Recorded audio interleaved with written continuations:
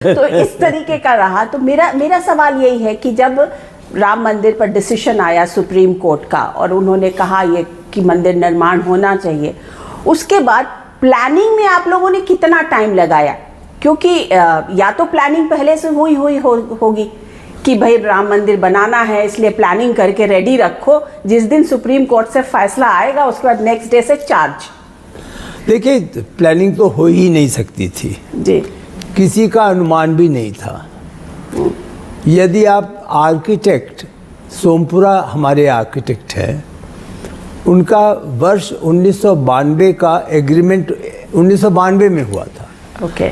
अगर उस एग्रीमेंट को आप पढ़ें तो आप कहेंगी कि अरे इतना सरल एग्रीमेंट, ना यहाँ पे किसी की जिम्मेदारी स्पष्ट है, ना यहाँ पर यही स्पष्ट है कि क्या भव्यता होगी मंदिर की, क्योंकि कुछ भी नहीं पता था जी। उस समय। तो केवल जिन लोगों ने एग्रीमेंट किया, केवल इरादा था मंदिर बनाएंगे। हाँ, एग्जैक्टली।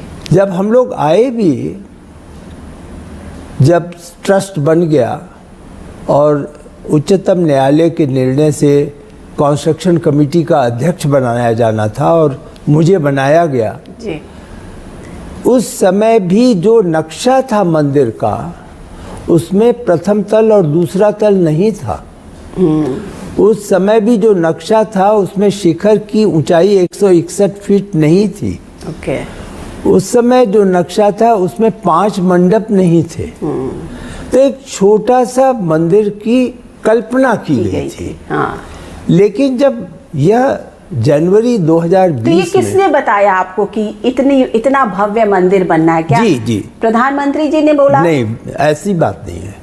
जनवरी 2020 में जब ट्रस्ट को यह जिम्मेदारी मिली और हमें भी वह जिम्मेदारी सौंपी गई as chairman of construction committee, तो हम लोगों की कई बैठकें हुई इसी कमरे में। कम से कम मुझे याद पड़ता है 5 से 7 बैठकें हुई थी जी।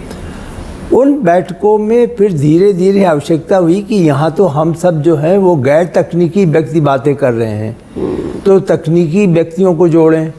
तो फिर IIT को बुलाया गया। ओके। 5 IIT जोड़े गए देश के। सेंट्रल बिल्डिंग रिसर्च इंस्टीट्यूट को जोड़ा गया जो रुड़की में है। हाँ। सबको जोड़ करके ये कहा गया कि हम निर्माण का एक यह रूपरेखा रखते हैं। उस समय तक धनराशि का भी कोई ज्ञान नहीं था। लेकिन इतना बड़ा माइक्रो मैनेजमेंट करना अपने आप में एक बहुत बड़ा काम होगा, क्योंकि इतने लोगों को जोड़ना, फिर उनके साथ उनको डिसीजन मेकिंग में, प्रोसेस में इन्वॉल्व करना, क्योंकि जितने लोग उतने तरीके की बातें होती होंगी। तो क्या फिर आप डंडा चलाते थे? देखिए, आपने अपनी ही टिप्पणी में, और वो मुझे अच्छा लगा कि आपने कुछ प्लानिंग किया ये, या सिर्फ राम के नाम से सब हो गया। तो जो दूसरा अभी आपने प्रश्न पूछा, उसमें कहीं न कहीं हनुमान की शक्ति थी। ओके। निर्माण कार्य में जिस किसी से सहयोग प्राप्त चाहा गया, उस व्यक्ति ने सहयोग दिया और उस व्यक्ति ने एक तरीके से टोटल डेडिकेशन से कार्य को किया। कहीं उसके डेडिकेशन में कमी नहीं थी। सबके मन में यह था हम राम मंदिर का कार्य कर रहे हैं। आस्था। हाँ, आस्था। आस्था उसमें आस्था थी, केवल ड्यूटी नहीं थी।